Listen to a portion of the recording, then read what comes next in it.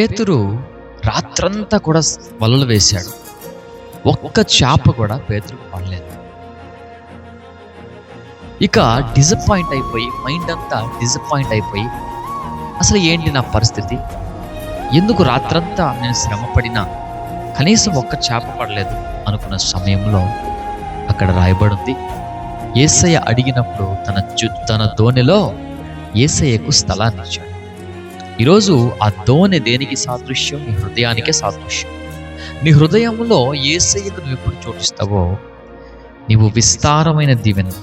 యేసయ్య అంటాడు, పేతురు మీ దోణెను లోతులోనికి తీసుకొని వెళ్ళి ఇప్పుడు వలలు వేయండి అంటే, అయ్యా రాత్రంతా మేము వలలు వేసాం, ఒక్క చేప కూడా పడలేదు, అయినను నీ మాట చొప్పున తిరిగి మేము మరలా వలలు వేస్తాం.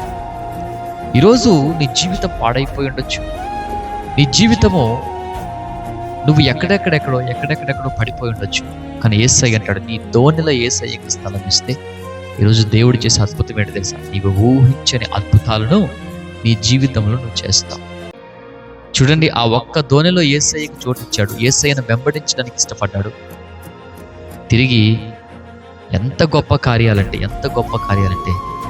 ఆ పేతురు ప్రసంగించినప్పుడంట 3000 మంది ఒక్క వర్తమానానికి మారాడు.